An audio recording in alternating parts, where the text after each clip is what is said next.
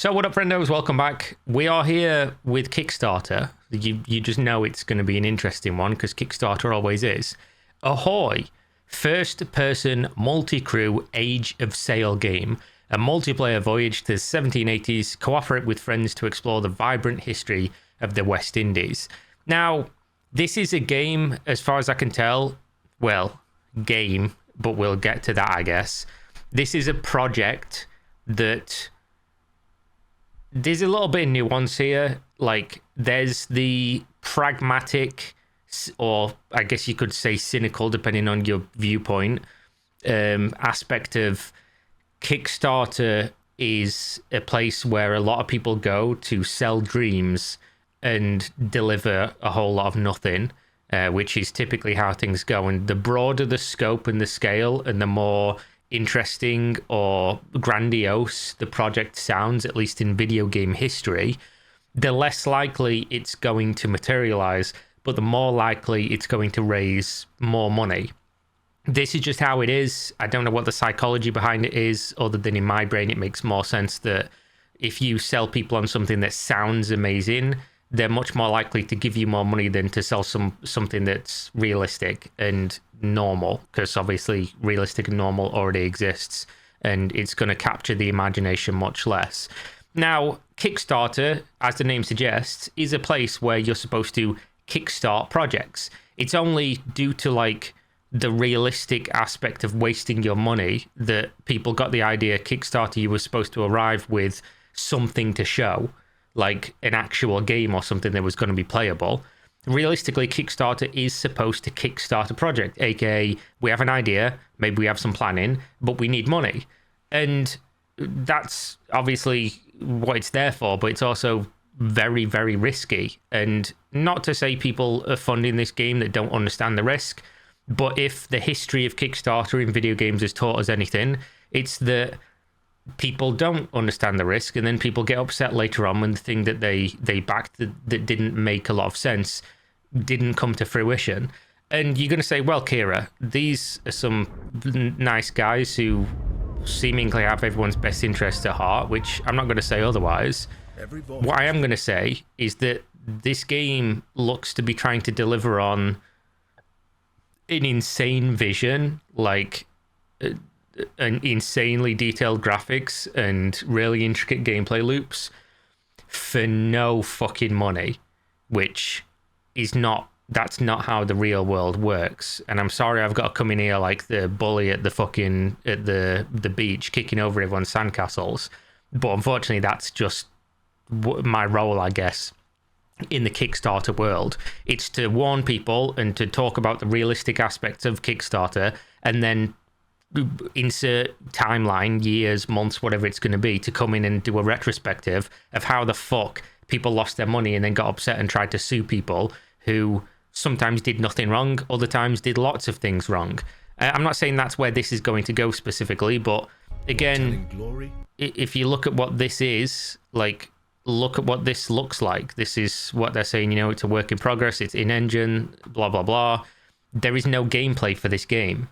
You know, this game, we don't know what it is because they don't show anything. They show something that the largest game studios on the planet haven't been able to deliver, with tens of millions, hundreds of millions of dollars in budget. And then here comes a guy and some volunteers who say, we want £80,000, aka the salary for like one really good senior game developer in most of the Western world. Like in America, if you're high up team leader or whatever, this is probably not even what you'd be making in a year. We're going to make this crazy game for the low price of £80,000. And people are going to say, oh, Kira, but they've got even more money because look, they've smashed the goal very quickly. They've got 300 grand from the public. And I'll always come back to this same thing. The purpose of a Kickstarter goal is to say, if you give us this amount of money, we will deliver on this thing. So you're telling me you can make a quadruple A quality graphics video game that's co-op, multiplayer, has gameplay loops and elements that other games haven't been able to introduce, and you're doing that for one guy's salary for 1 year. No, obviously that's not realistic, is it?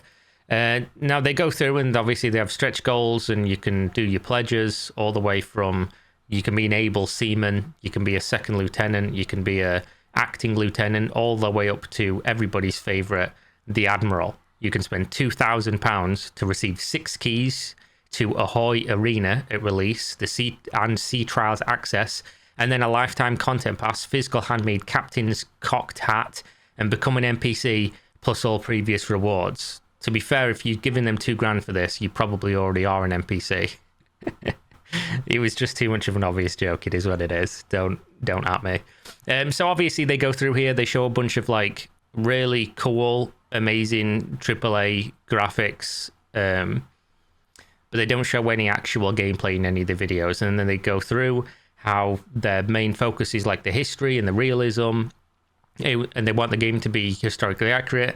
They show here some rigging, some 3D modeling and things like that, some creation of animations, and then obviously some concept art. Talk about why Kickstarter, which is to say they go on and talk about how it was a one guy's dream in a basement somewhere shitting in a bucket, and then obviously they brought on a bunch of volunteers, and then now they have this team of people that are trying to get this game created. And it always sucks to come in and be like, oh guys, watch out, because realistically nobody cares, right? It's gonna get funded, it's already been funded, and it feels like you're trying to like destroy people's dreams, and there's gonna be a bunch of people that are really into this, because I mean $300,000 in 5 days on Kickstarter is a lot of money, and this is going to raise, I'd be surprised if this didn't reach over $1 million. But you've got people like Daniel Vavra, who obviously has made one of my favorite games for the last sort of 5-10 years in Kingdom Come Deliverance 2, saying things like, after years, I finally see another AAA game on Kickstarter. It's by definition not a AAA game. A AAA game means it has a bunch of funding. This doesn't. And it looks absolutely fantastic and revolutionary. There's no game here. I don't get it. I don't know why he's saying this. He makes games. There's no game on display here. It's from a small team that has accomplished something that corporations have previously failed miserably at. Wink, wink, backed. What have they accomplished, bro? Unless they're, hiding a bunch of gameplay that they didn't show at the most crucial avenue of showing gameplay, there is no game here. Like, again, I'm not trying to be a dick.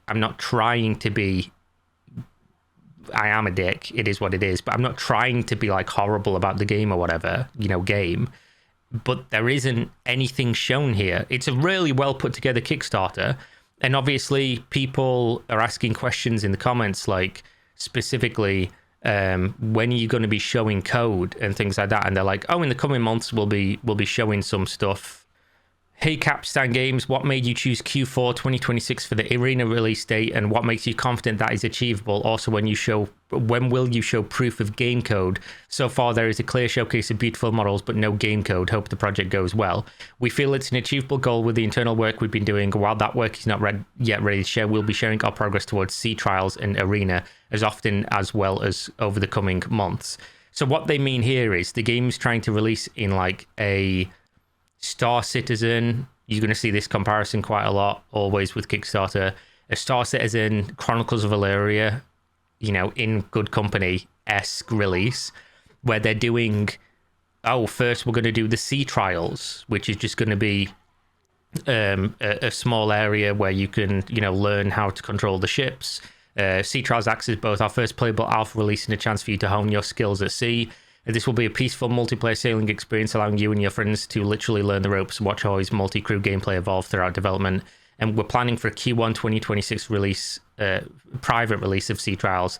An early release may be possible depending on the success of Kickstarter campaign and its ability to facilitate a faster rate of production throughout the rest of 2025. Now, they're doing that, and then they're doing the arena, which they're aiming for Q4 2026, and then they're aiming for like the full release. Like, here's a module, develop on those. I don't even think this is a terrible idea, but then we'll have this full game built out. And even if this company raised $5 million, if they were going to pay a team to develop this game that we're looking at right here, this screenshot, and this was all playable, it all looked like this, you know, $5 million over the next year would be like a 40-person studio or something like that. I've not done the math, but that sounds about right in my brain, from what I know. That would be like a 40-person studio to make this in a year.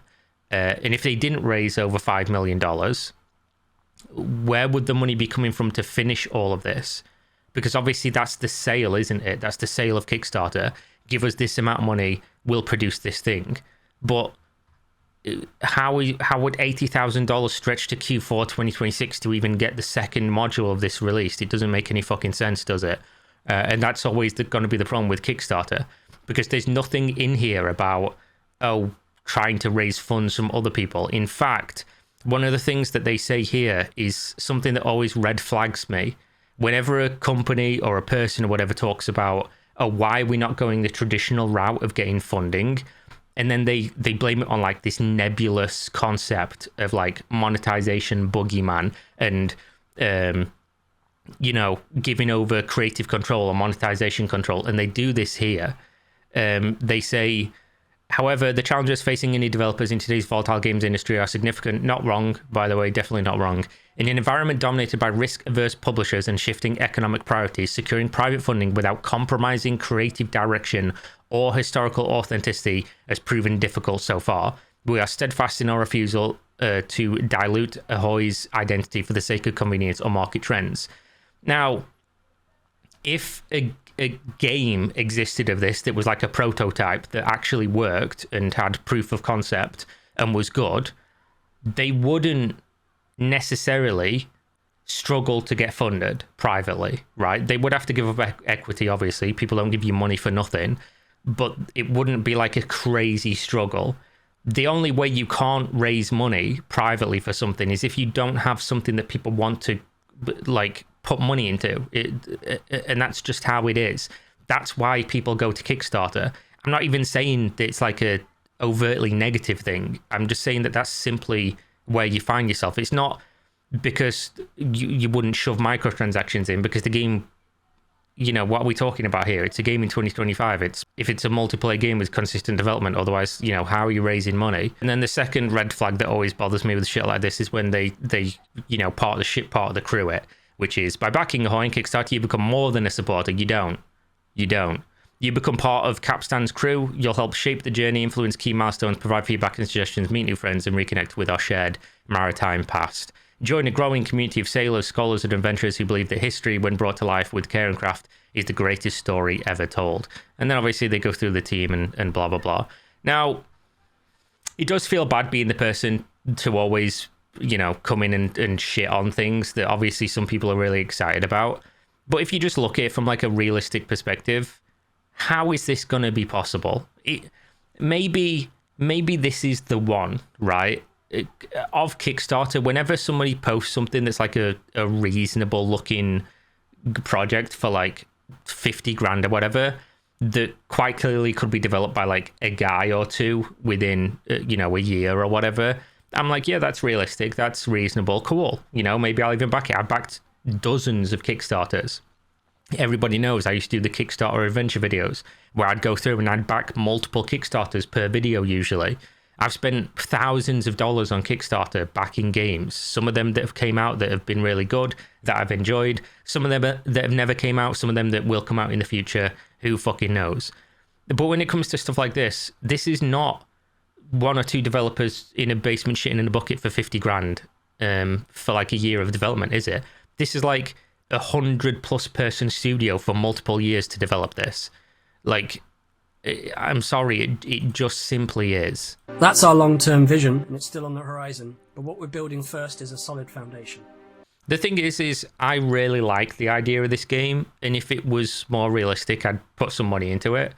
But I'm not one of these people that are gonna, dream a dreamer's dream and just piss money away on somebody else getting paid a paycheck, basically, for making something that may or may not ever materialize. I always love to be proven wrong, and in this case, I would absolutely love to, because like I said, I'd like to play a game like this.